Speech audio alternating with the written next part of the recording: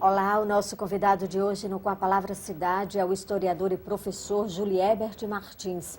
Vamos conversar um pouco sobre a história do bairro de Bom Pastor. Olá, Juliébert, prazer tê-lo aqui no Com a Palavra Cidade. Olá, tudo bom? Vamos começar falando justamente qual a origem do bairro do Bom Pastor, que neste ano completa 68 anos de fundação. Bem, a origem vem no âmbito religioso, né? O próprio nome já se diz tudo, né? Bom Pastor, que está ligado à figura de Jesus Cristo. Agora, o que foi que aconteceu que veio levar esse nome foi no final da década de 40, logo após a Segunda Guerra Mundial, Dom Eugênio Salles, junto com as mulheres ricas, viu que em Natal existia um problema sério. O que era? Eram mães solteiras que estavam crescendo bastante. Então, o que aconteceu? Ele se juntou com essas senhoras, como mencionei, que tinham um poder aquisitivo alto na sociedade, né? E construiu um prédio que se chama Instituto Bom Pastor, no centro do bairro. Bom Pastor, na realidade, ele era apenas uma comunidade do bairro das Quintas, certo? Nessa época, Natal... Nessa época o quê? Na década de 60? Na década de 40, final da década de 40, Sim, de como 40. mencionei, logo pós Segunda Guerra Mundial. Existia apenas 6 bairros e as Quintas acabaram de digamos que, nascer, né, de surgir. Então, o 7º bairro estava nascendo, que era Quintas. Bom Pastor ainda era uma comunidade das Quintas, né? Então, como digamos que o terreno era da Arquidiocese de Natal, Dom Eugênio Salles juntou esse dinheiro e construiu esse prédio que foi finalizado em 51. Pegou essas mães solteiras e alojaram todas nesse instituto, onde ele até hoje funciona, mas não mais com esse intuito mais, né? Mas que hoje ele é da Igreja do Bom Pastor, né? Voltado agora para catequese, para suporte também, dando aulas e também sendo também colocado para a comunidade também fazer alguns eventos, tanto religioso como também social também. Agora você falou, por exemplo, de mães solteiras nessa época da década de 40. Por que, por exemplo, essas mães solteiras surgiram assim tão em grande quantidade? Vamos lá. O pensamento daquela época, como é que era aquele pensamento? A mãe solteira, ela vivia à margem da sociedade. Segunda Guerra Mundial, algumas meninas acabaram engravidando de alguns americanos que foram embora, depois com o fim da Segunda Guerra Mundial, ficaram solteiras e naquela época, o pensamento daquela época, elas tinham como se fossem pervertidas. A palavra era essa, pervertidas. Só que... E foram acolhidas justamente. Aí, Instituto do Bom Pastor. Por que Bom Pastor?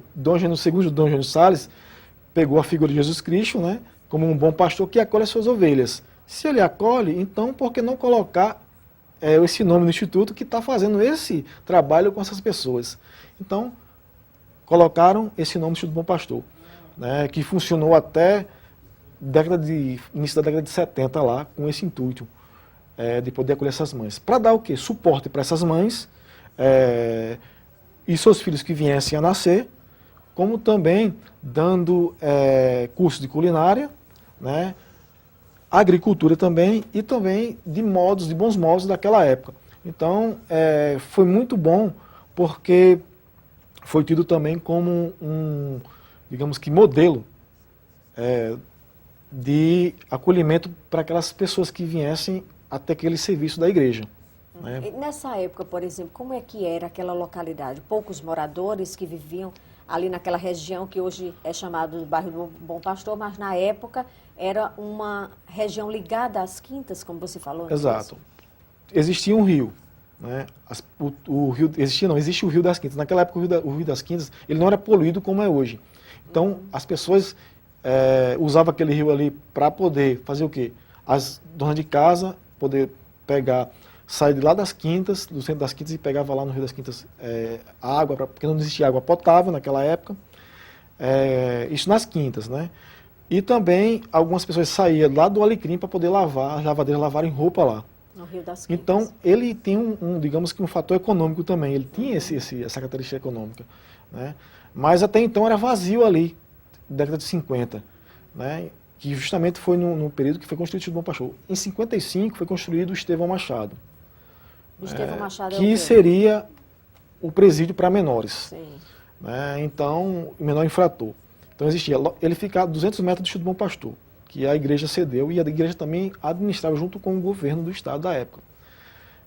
Existia também o leprosário, mas esse leprosário ficava um pouco mais distante, eu acho em torno de uns 3 quilômetros, que ficava em Felipe Camarão, na comunidade que foi cedida lá por um dos fazendeiros da época. E praticamente ninguém queria morar lá porque era longe. Tinha o leprosário, que era para aquelas pessoas que tinham uma doença, no caso, que o pessoal, hanseníase, no caso, né? Então, ninguém queria morar lá, porque ele também ficava não longe da cidade, certo? Em 1960, o então prefeito de Djalma Maranhão construiu o cemitério do Bom Pastor, que hoje é a principal referência no caso, do bairro, né? E a partir daí é que o bairro foi se desenvolvendo e crescendo. Vamos entender um pouquinho antes do bairro, antes de você falar, que a gente fez um VT especialmente, justamente, para contar um pouquinho da história do Bom Pastor. Vamos ver? Entre as descobertas da pesquisa, conhecemos de perto a primeira construção do local, o Instituto Bom Pastor. Ele foi erguido na década de 50 e ainda conserva o piso, as pilastras e o telhado originais. A cultura do plantio, iniciada no começo das atividades do Instituto, ainda se mantém viva. Seja nos pequenos vasos espalhados nos corredores ou no milharal cultivado na parte de trás do prédio. Entrando em outra área do Instituto, podemos ver o local onde as moças ficavam alojadas. Atualmente serve de sala de aula para a catequese da igreja, que hoje toma conta do espaço. O que tem? Iago. Iago, isso. E por falar em Bom Pastor, fomos até a casa de um verdadeiro guardião da história e cultura do bairro, o Padre Tiago. Aos 84 anos de idade, tem 47 de Brasil e 60 de sacerdócio. Ele mora na segunda construção mais antiga, esse casarão que foi levantado quando a área ainda pertencia ao bairro das Quintas.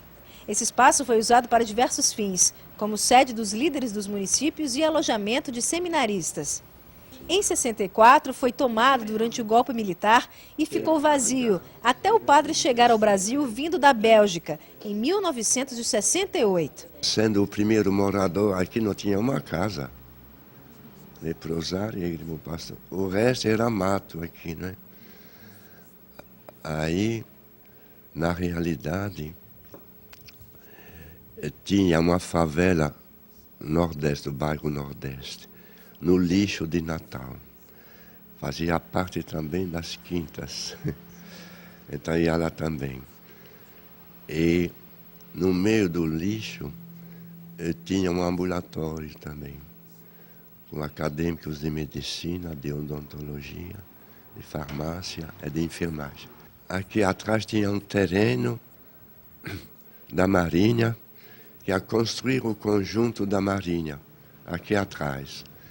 De repente, foi em frente do leprosário. E ninguém quis mais morar aqui. Aí pedi o terreno para trazer o pessoal do lixo. Aí receberam o terreno aqui, a Rua São Francisco aqui. Todos os moradores do lixo vieram aqui, os caminhões da Marinha trouxeram os paus, o que tinha de morada lá. Aí foi um benefício para o bairro aqui. Referência do bairro Cemitério Bom Pastor 1 abriga os túmulos de personagens conhecidos da cidade, como os criminosos Naldinho do Mereto, Paulo Queixada, Genildo Ferreira e Baracho. O cantor Carlos Alexandre também foi enterrado no Bom Pastor 1. O Bom Pastor foi reconhecido oficialmente como bairro em 1993 pelo então prefeito Aldo Tinoco. Hoje, o bairro é formado por 4 comunidades: Mereto, Salgado, Cruzeiro e Camboim. Nós estamos na comunidade de Mereto e essa é a principal praça do bairro. Ela é conhecida como Praça dos Beijoqueiros. Apesar da violência muito presente, alguns moradores não deixam para trás a história vivida nessas ruas. É o caso do seu Zuca, que mora no Bom Pastor há mais de 50 anos e nem sequer pensa em sair daqui. Sempre tem, né? Para dar aquele sacrifício de assar, as pernas do reino, e é pressão, é isso, é aquilo. Tomo 6, 7 comprimidos por dia, para poder estar vivo. De noite faz Dudu, fica embolando para lá, embolando para cá, mas satisfeito, porque se Deus sei que eu hoje estou com 80 e um quebrado, pode proteger que vai morrendo todo e o que sentir, tudo é lucro.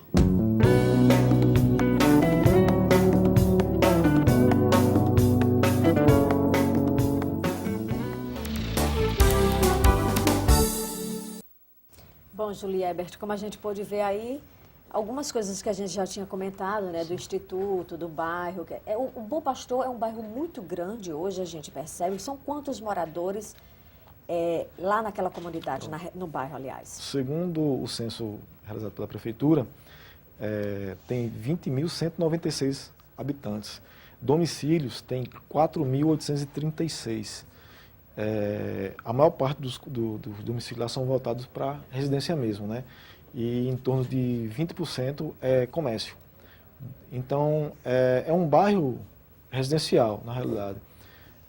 E a gente vê que, de fato, ele depende muito, ainda hoje, do trabalho social da igreja.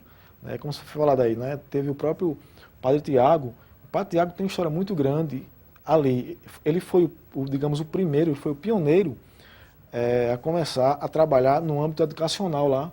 Então, construindo jardins escolares lá, para nível 1. Naquela época não se tinha, digamos que quando ele chegou em 68, como foi falado na reportagem, né? Em 68 não tinha nada, né? Praticamente tudo mato. Esse casarão que ele mora lá é um casarão também histórico, que foi, querendo ou não, foi a segunda construção que foi realizada, que com o material que sobrou do Instituto do Bom Pastor, foi realizado aquele casarão. Então, é um casarão também histórico, né, que estava sendo esquecido. Então, a história do bairro estava sendo esquecida. E está sendo resgatada. Está sendo resgatada através desse trabalho a qual foi realizado, né, junto comigo no período de faculdade. E estou dando, digamos que, continuidade para que isso venha a ser falado. Então, isso é importante, ser colocado na mídia, para poder o Bom Pastor não ser visto apenas como um bairro violento, como foi mencionado aqui. De fato existe, né? Era isso que eu ia questionar. É um bairro muito antigo, muito grande, com uma população considerável, que você falou, mais de 20 mil habitantes, mas ainda hoje é muito atrelada essa questão da violência no bairro do Bom Pastor. Por que realmente existe essa violência que se comenta, que se fala? A violência, na realidade, existe em todo Natal, né, na realidade. Mas lá, de fato, existe a violência.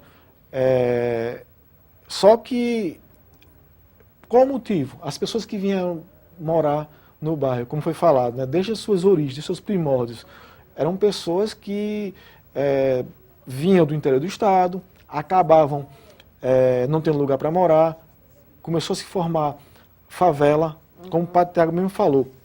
Existia por trás do casarão onde ele mora hoje um conjunto habitacional que a Marinha projetou, que foi projetado pela Marinha.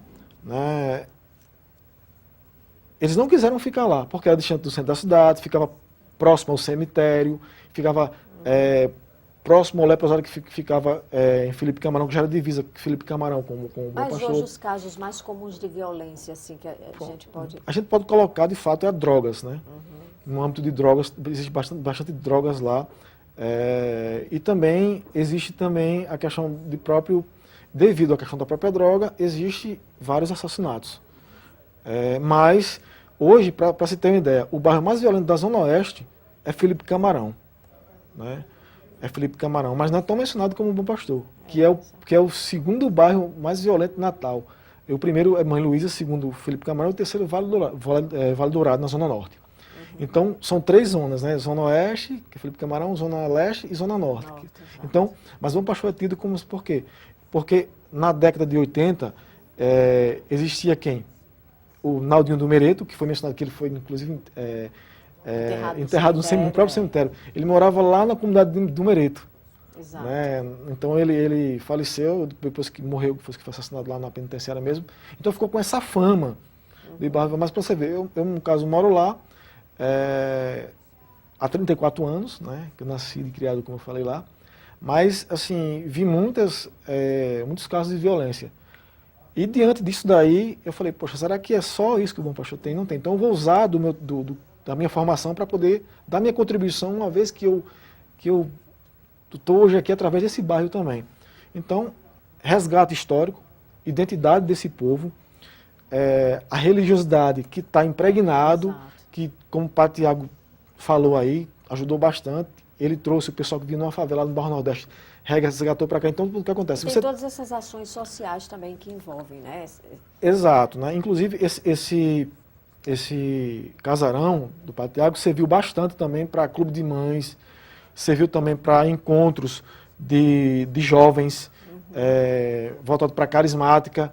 Então, tudo isso daí. Hoje, quem está dando continuidade ao trabalho no caso, é o Padre Cláudio, lá, que já está há 8 anos na igreja lá, que foi construído em 60, junto ao prédio do Instituto Bom Pastor, né, dando continuidade para poder E qual a desenvolver. principal característica cultural, social hoje do Bom Pastor? Pronto. Hoje está voltado primeiro para cultural, não deixa de ser, não tem como tirar a religiosidade. Né? Ela está entrelaçada nesse sentido. A religiosidade é manifestada através de quê? Através do próprio ensino, né? Através de próprio também do cunho social, que eles prestam um serviço bastante. Vamos lá, vamos voltar um pouco. 68, o Padre Tiago chega aqui. Então, devido à influência política que ele teve na época, devido também aos próprios conhecimentos europeus, como ele é belga, então ele trouxe mantimentos de lá para cá. Hoje existem pessoas pobres ainda lá no Bom Pastor, inclusive na comunidade de Salgado, né, comunidade do Cruzeiro, na comunidade do Mereto, que foi, no caso, mencionado também aqui, certo? São pessoas que têm um poder aquisitivo baixo. Então, a igreja traz digamos que esse trabalho social de poder ajudar essas pessoas de um modo que venha melhorar nesse sentido. Aquelas pessoas que não têm mantimentos, a igreja está lá junto. Então, não tem de fato outra coisa. Em termos de cultura popular, hoje a gente pode ver que quase ninguém quer investir lá.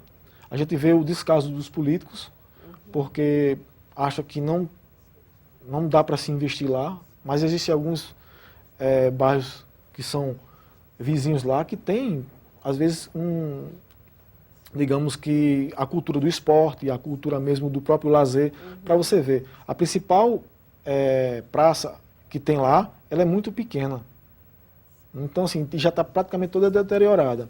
E você não tem outro espaço. Que os jovens hoje usam o Instituto Bom Pastor e usa algumas escolas, que é a Escola Francisca Ferreira, o Colégio Jean Mermoz, que são digamos que são os colégios públicos lá de mais evidências, que usam seu espaço como quadra poliesportiva, né, e algumas salas para poder fazer alguns encontros, né, seja ele qual for, até mesmo algumas comemorações festivas, no caso. E essas ações, Juliette, é bom que também que sejam divulgadas. E aí é que está o mérito do seu trabalho, para que justamente tentar tirar um pouco desse estigma que envolve o bairro, que você deve ter sofrido durante a sua coleta de informações, de pesquisa, a questão da violência, a questão de que o bairro Bom Pastor só tem violência. E não é nada disso, né? Quer dizer, também tem outras coisas para se mostrar, para ensinar para a população. Vamos lá. Como eu falei logo no início aqui, a gente estava com um problema sério em relação à questão da própria história. Alguns autores não queriam sair do Alecrim. Era Rocas, Ribeira, Centro, Petrópolis, Tirol e Alecrim. Não queria sair dali. Então, para poder trabalhar academicamente esse fator histórico. Então, eu fui o pioneiro em fazer isso no meu bairro, né, na minha formação, né, que deu certo. E vai servir de exemplo também para os demais historiadores que estão por vir ou que já estão trabalhando aí, algum tempo para poder olhar para esses bairros também e também olhar o fator histórico, olhar um pouco o social, né, e também evidenciar em relação a isso aí. Eu estava falando que às vezes quando se trata isso, até mesmo a autoestima do próprio bairro, do próprio pessoal do bairro aumenta. Inclusive eu coloquei digamos que abri no caso um grupo nas redes sociais aí, né, do bairro Bom Pastor. E algumas pessoas acabaram se tornando membro desse grupo. Eu coloquei algumas fotos da reportagem, coloquei também a própria reportagem também, com o crédito da própria TV Assembleia, essa que a gente acabou de ver aqui, né? E o pessoal elogiou bastante, recebi telefonema, poxa, que bom, pelo menos tem uma coisa boa para o bairro. Então isso vai mudando, digamos, essa própria visão do bairro nesse sentido, né? De poder chegar, poxa, eu moro no Bom Pastor, então Bom Pastor o quê? É um bairro, não, um bairro histórico. Hoje o Bom Pastor é um bairro histórico, devido a esse trabalho ao qual eu fiz. Então isso me orgulha bastante e também eu vejo que identifica muito o pessoal. E tem pessoas que moravam no próprio bairro e não sabiam que existia isso daí. Exato. Agora, por exemplo, alguma coisa interessante, algum fato marcante que a gente pudesse relembrar, que você pôde ter conhecimento durante a sua pesquisa, alguma história, algum fato, algum personagem? Pronto. Eu pude ver em relação à questão da própria pesquisa, e também até hoje, digamos que seria um personagem em memória, né, no caso, que seria o próprio Cemitério do Bom Pastor. Ele tem vários contos, várias crenças em relação a isso aí. Baracho foi um dos digamos, criminosos aqui do nosso estado, que deu muito trabalho para a polícia na década de 60. Ele vivia de Cepes Rosado, ali naquela região de Cepes Rosado, junto com as quintas, que são muito juntos ali.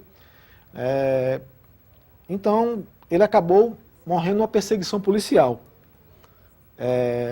E antes de morrer, ele invadiu uma casa de uma senhora, assim conta a lenda, né, como a gente fala, e que ele morreu baleado, mas antes de morrer ele pediu água para essa mulher com a qual ele invadiu a casa, fugindo da polícia. E a mulher disse que não ia dar, disse que ia ligar para a polícia para prender. E assim ela fez, mas quando chegou ele já tinha falecido, a polícia lá.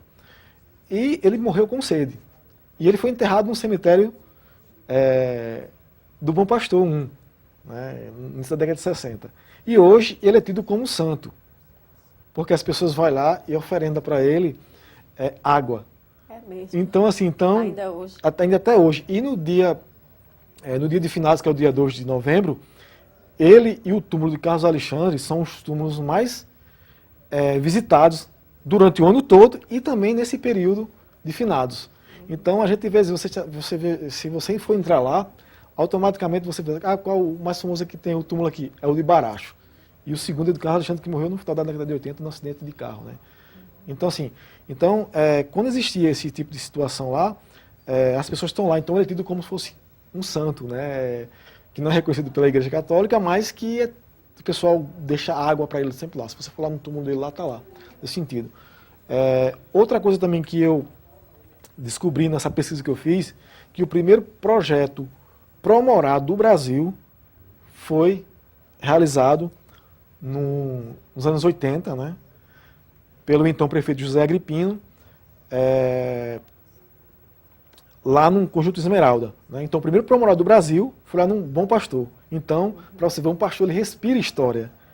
Então, assim, não é... Vai descobrindo, né, aos poucos. Então, assim, e eu deixo bem claro que essa pesquisa que eu fiz, esse trabalho que eu fiz, né, que foi homologado pela Universidade Vale do Acaraú, né, Estadual Vale do Acaraú, a qual eu me formei, e foi, no caso, orientado pelo professor Eduardo Matos, né, um abração para ele, né, que ele me ajudou, ele foi meu orientador nessa pesquisa, e que deu esse âmbito e essa característica para o bairro do Bom Pastor. Então isso me faz um pouco remeter, porque foi difícil, inclusive fui criticado, porque não, você mora lá, então você não vai ser uma pessoa, digamos que, neutra, você vai usar a emoção. Então, mas eu neutralizei essa emoção e joguei o que tinha que jogar, e graças a Deus deu tudo certo, e acabei tendo um ênfase nesse trabalho. Você fez um trabalho de pesquisa e esse trabalho foi divulgado? Pronto, esse trabalho foi homologado pela própria faculdade, né? E ele está sendo divulgado exclusivamente agora pelo seu, no caso, programa aqui, né? Então, assim, até agradeço por isso aí, Nada. através da reportagem de Priscila Tavares, né? Então, assim, foi muito bom poder lidar com a situação e poder, em Mostrar primeira, um pouco. mostrar aqui. Muito para obrigada, Natal. Julie Ebert. Eu é que agradeço e parabéns pelo trabalho aí, importante realmente para resgatar a história e a importância do bairro do Bom Pastor para a capital. Muito obrigada. Eu agradeço, né, tudo, eu queria agradecer também a minha esposa, né, e também o meu filho que está para nascer, Gustavo. Ai, que bom. Mais um morador aí do Bom Pastor. Exato, né, e quem quiser, no caso, saber mais sobre a questão do próprio bairro Bom Pastor, né, pode acessar lá, no caso, lá no próprio Facebook, né, que entra lá, coloca bairro Bom Pastor, e também, através do Facebook também, na minha página também, que é Julie Ebert Martins. Ah, então é Julie Ebert Martins. Ok. Certo? Muito obrigada. Eu agradeço. A gente conversou com o historiador e professor Julie Ebert Martins, que fez um bonito trabalho sobre o bairro do Bom Pastor. Para você, muito obrigada pela companhia e até o próximo com a Palavra Cidade.